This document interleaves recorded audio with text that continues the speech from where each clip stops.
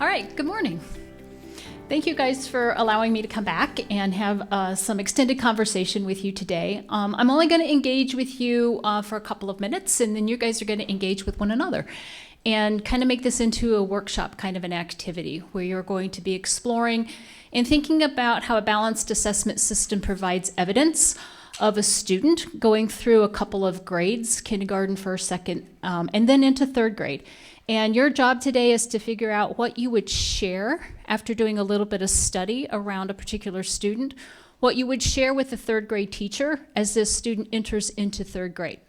So I'm going to kind of back up a little bit to the time that we were together in October and just kind of run through a couple of big ideas that I just wanted to reiterate to help make this work time that we have here in a few minutes just a little bit more smooth. So I'm not going to introduce you to the MAC. I've already told you a little bit about the MAC. We are a nonprofit. We engage in assessment literacy across the state of Michigan, and we love coming to events like this just to kind of share our message.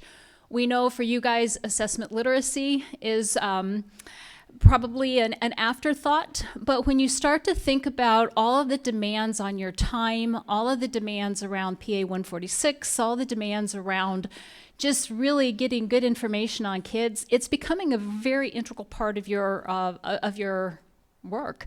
And so becoming just a little bit more aware of what assessment literacy is and what it looks like and how it's threaded through good teaching and learning is probably a good thing.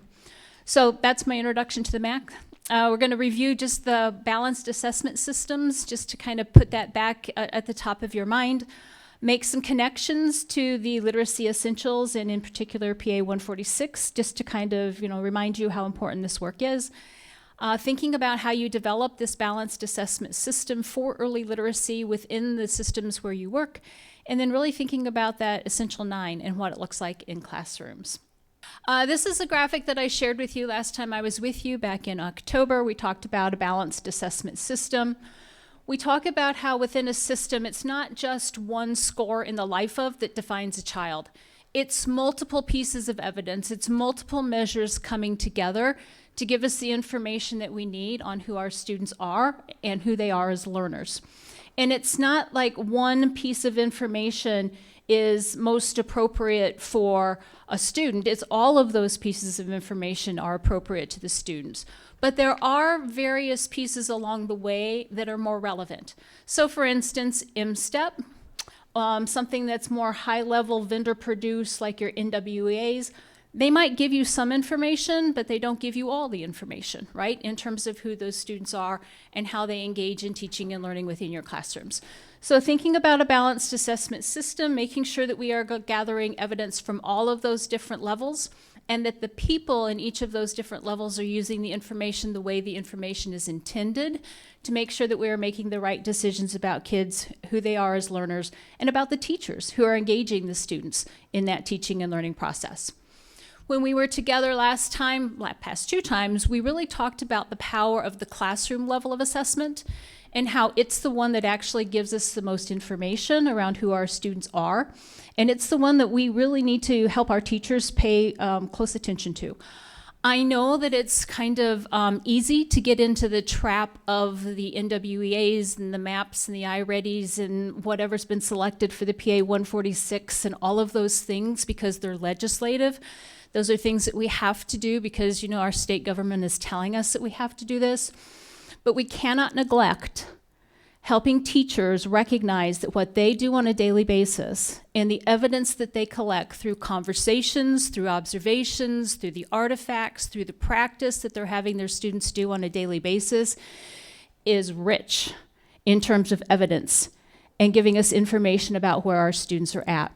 And if they don't recognize that, then we are missing a vital measure or measures of who our students are and how they react to the teaching and learning that's going on in that classroom.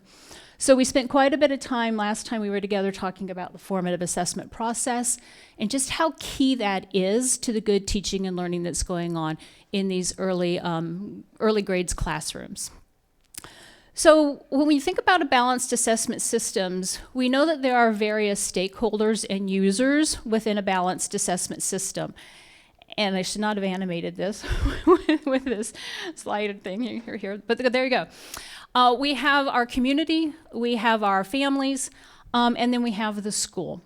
And within the school, there are various layers, right? If you think about your MTSS, there is information that's collected to help us determine whether or not kids are Tier 1. There's information that we collect to determine whether or not we need to move students up to Tier 2. And then, of course, there's additional information that we might acquire that might help us determine whether or not we need to move our students up to Tier 3. And when you think about all of the different purposes of assessment, whether it be accountability, whether it be screening, whether it be diagnostic, whether it be progress monitoring, all of them have connections somewhere along the way to the people, to the school, to the communities that are involved and have a right to look at that information. And when we get that information, what we would like to do is ask questions, right? What does this information mean in terms of what it's telling us about how schools are performing, how teachers are performing, and mostly how our students are performing in terms of their growth and achievement? So on this slide that you have access to in your agenda, you have access to this PowerPoint, it kind of gives you some of the questions that you would be asking yourself as you move along from the parents, the community, down through the school, down to Tier 1, to Tier 2, and to Tier 3. So when you're having data conversations, it's not always about who's performing best or what subgroup, you know, here and there, or those types of things, but it's how can I help grow my students? How can I group them within my classroom setting to make sure that I am getting at the misconceptions or the gaps that the students might have within that particular content, right? To move those students forward.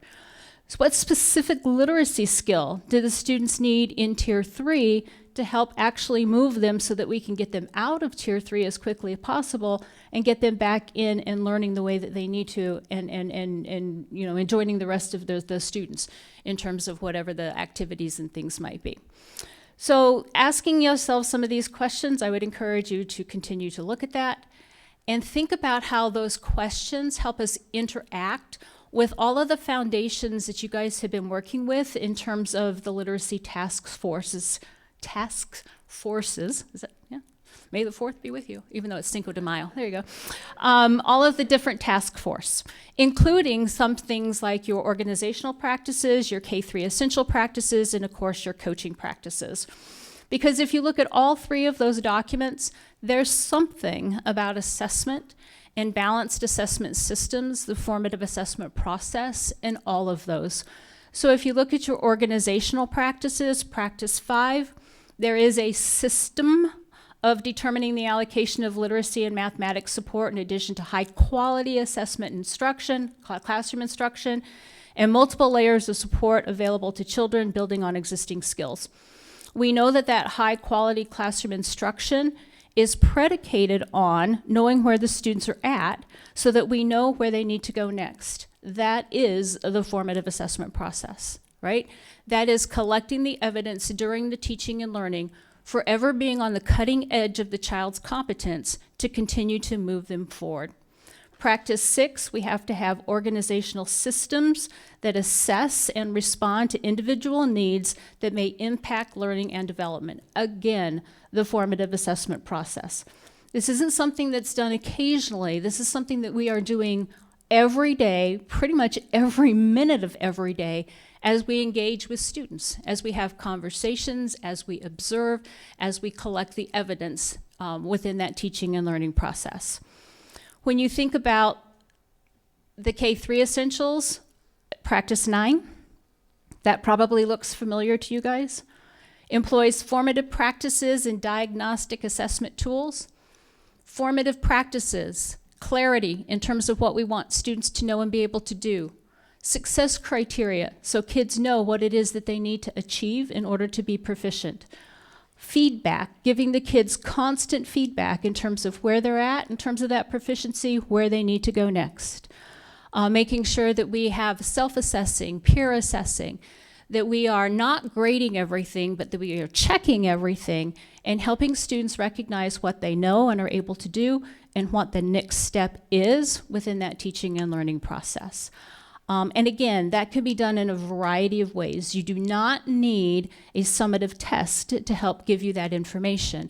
conversations, questions that you ask, questions that the students ask, all of that is evidence that you collect within that formative assessment process. And then with your coaching practices, practice 1, recognize the varied purposes of assessment. Some are screened, some are diagnostic, some are monitoring progress, some are achievement. All of them need to be used for the purpose of which they were intended. You bring all of them together, and that's when you get the best portrait of who your students are and what they're able to do, and the impact that the teaching and learning has had on them. So bringing all of that together, how do we engage in deep systems work around balanced assessment? Because nowhere in any of those practices that have been defined through these task force is there hit and miss. None of it is like just occasionally we're going to do this, or we're going to hope that it's going to work this way. It's about systems, right? And it's about creating those systems to make this work just the way that we do things, right? Just the natural part of the teaching and learning process.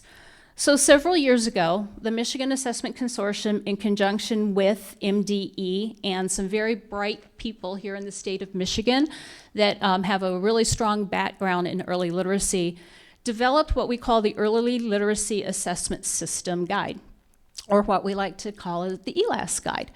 Now you can tell that this is really big and thick, so we did not print them, but you do have access to this. It should be on your agenda. There should be a link to it. What we did today is provide you with a summary. So in your packet for this morning and on the agenda, you have the summary, the executive summary of what this guide is and what it does. So just so that you know that you have access to this. I am not going to make you sit and read the whole thing because I really want you to get to the exploration of what this guide can do for you. And maybe there's some activities here that you might want to share with your teachers, and it can really engage them in some really good conversation and thinking about this system and how we can take those practices that the task force people have put out there and really start to systematize them across the work that we're doing in terms of early literacy. So if you were to read this guide, you would actually go through and you will find that there are 5 major system design principles in terms of what we think you would need to put in place to really ensure that you have an early literacy assessment system in place within your districts. The phase 1 is planning for and designing what that assessment system would look like. Phase 2 is actually implementing that early literacy assessment system. And phase 3 is supporting and monitoring in terms of what it might look like. I think, and you guys can help me with this, many of us go to phase 2 and we start to do things, and you guys probably already have, but my question to you is, are you doing it in a systematic way, or is it just sort of haphazard? Because sometimes if it's haphazard, it means that we've skipped phase 1, and we haven't really stopped to think about strategically really planning and thinking about and designing what it is that we want our assessment system to do. So if you were to look at those 3 phases and divide them into the actual 5 organizational and design principles, this is what you would see. Under phase 1, principle 1, the ELAS, or the Early Literacy Assessment System, must be designed to align and integrate with all school and district level systems. That means there needs to be alignment between your curriculum, your instruction, your professional learning, all of the other initiatives that you have going on in your buildings, MTSS, RTI, so on and so forth. Principle 2, the ELAS, or the Early Literacy Assessment System, must reflect assessment design principles, which include making sure that your assessment system is comprehensive, that it's coherent, and that it's continuous, right? That you have all 3 of those pieces met within that assessment system. And we talked about that back in October, if you want to go back and look at some of those recordings and some of the resources from that particular session. The 3rd principle, it must reflect what we know about theory, research, and practice from the development of literacy and how literacy develops in students over the course of those early years that they're with us, kindergarten, 1st grade, 2nd grade, 3rd grade. We also know that the ELAS must reflect what we know about the purposes, users, and technical adequacy of early literacy assessment. One assessment cannot tell us all. We can't brand kids with a score on their forehead and think that that's telling us everything that we need to know about who those students are. And then principle 5, the early literacy assessment system must be supported and monitored. And of course, in order to do that, you have to have something to monitor, which means you actually have to go back to the beginning and plan and design so that you can implement. But what we're going to do is we're going to skip ahead to principle 3, and we're going to talk about the 3 big ideas, what we know about literacy development and how this connects to assessment. And there are 3 big ideas within this particular concept in this particular part of the ELAS guide. We know that literacy develops in multiple contexts. We know that literacy competencies are many and interconnected. And we know that contemporary definitions of literacy reflect and require features of an early literacy assessment system that take into account these 8 features. We know that those 8 features, and these are explained more fully in this ELAS guide, we know that they are, somebody say that for me. Thank you. Developmentally sensitive, right? It's not one size fits all. It's whatever every student needs, when they need it, as they need it, right? Based on the evidence that we're collecting. It identifies whether students are receiving excellent early instruction.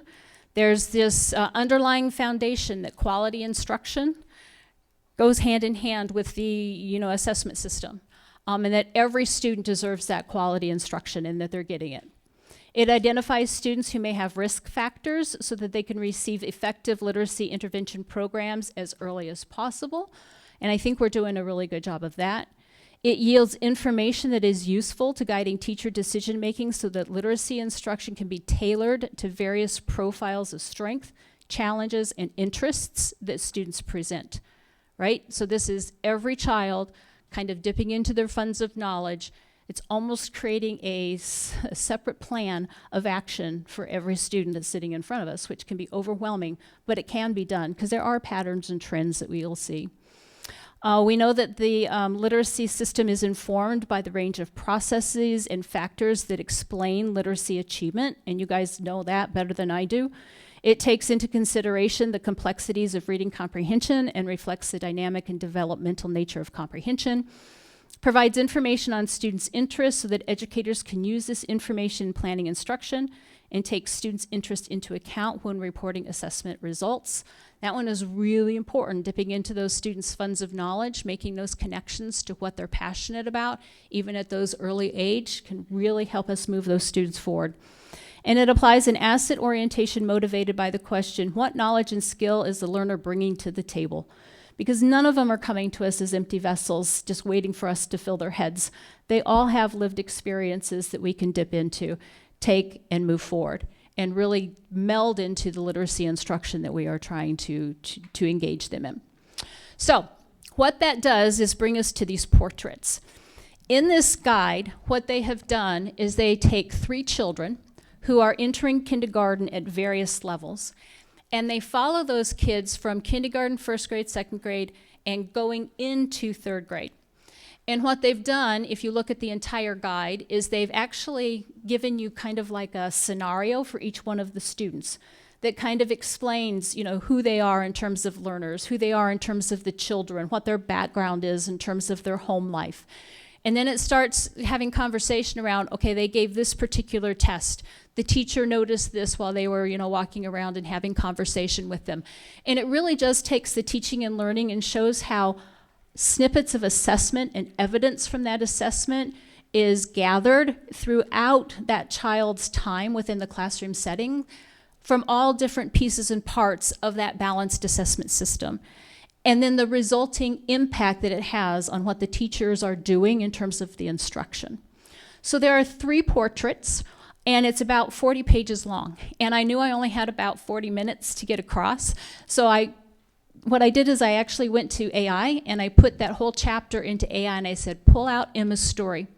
So what you have in front of you is Emma's story. This is Emma's journey from kindergarten through 2nd grade, in terms of all of the different notations and all of the different information that was gathered on her as she was entering into kindergarten and then going on through 2nd grade. So we're going to concentrate on one, but also know that on your agenda, if you like this activity, you can also dip into Aisha and Emmanuel. They both, I have done that for those two portraits of the students as well. So depending on how today goes, if you like it, you can use them all. We think this is really important because we want you to understand how this balanced assessment system and how the gathering of the evidence along the way, just through the conversations, the artifacts, the observations, can really enforce this PA 146 and this dyslexia law that you guys are facing right now.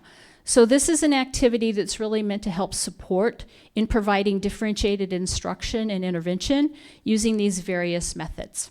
So this is the protocol, and you do not have this copied in front of you, but it is available on your agenda. So you should have two things. You should have Emma's journey, and this is just kind of a handout, and there's lots of white space on here for you to jot down thoughts and ideas.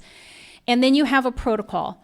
The protocol did not get printed, but it is available online, and it's the same as what's on these slides. So either using the handout that's available on your agenda or just looking at the PowerPoint slides, if you have the PowerPoint up, you'll be able to work yourselves through this. So the step one is you're going to get with a partner or you're going to get at a table, and you guys can decide how you want to do this, if you want to do it as a whole group or if you want to do it individually. You only have about 45 minutes to engage in this activity, so use your time wisely. You're going to individually read first, and then you're going to discuss after each grade band. So if you open up the document that says Emma's portrait, you'll notice that there's kindergarten first. So what you're going to do is you're going to read a little bit of background information around who Emma is. You're going to read the portrait of Emma and some of the information that the teachers collected, the school collected on Emma when she was in kindergarten. And then there are some questions on the 5th page that are for reflection. You're going to jot down a couple of ideas. All of that's individually. And then when everybody's kind of at that point, your partner or at your table, you're going to have some conversation around what you just wrote down. What assessment methods most clearly revealed the child's early needs? How did they use that information to really see where Emma was at and how to move her forward and to determine next steps? So really have some conversations around those reflection questions. Once you've done that, move into first grade and read the first grade snippet of information around how they collected evidence across a balanced assessment system around Emma in first grade. Reflection questions. So you're going to do that for kindergarten, first grade, second grade. Then you're going to synthesize your thinking around what you've seen in terms of Emma and her progress in kindergarten, first grade, second grade, and start to think about as a team these 4 questions. What story does Emma's assessment evidence tell us across time? What are some of her strengths and needs and learning conditions, and how might those shape priorities for what happens when she gets into 3rd grade? What types of assessment would be most important to gather early in 3rd grade to better understand and support her as she moves into that grade? And what would need to be true about the classroom and school assessment system for Emma to thrive when she actually does reach 3rd grade? And then what you're going to do for step 3 is the 3rd grade challenge, which is the last couple of pages on this handout. And really what you're going to do is work as a team to devise a plan in terms of you're going into the 3rd grade classroom where Emma's going to be, and you're talking to that teacher. What would we do? What would you share with that teacher so that Emma will have the most successful 3rd grade possible? What questions might you have? And are there any questions from any of our satellite sites? Here I'll be walking around, so if you have any questions, please feel free to raise hands. Satellite sites, if you want to put them on the Q&A, we can try to answer them over the internet. All right, I'm looking at the clock. It's 9:32. I'm going to give you till about 10:05. And then we're going to spend about 5-10 minutes kind of debriefing at each of our particular sites. So I'll debrief here, and those of you that are facilitating off-site, you guys can debrief. And I just kind of want to hear some big ideas in terms of what we think we would be telling Emma's 3rd grade teacher.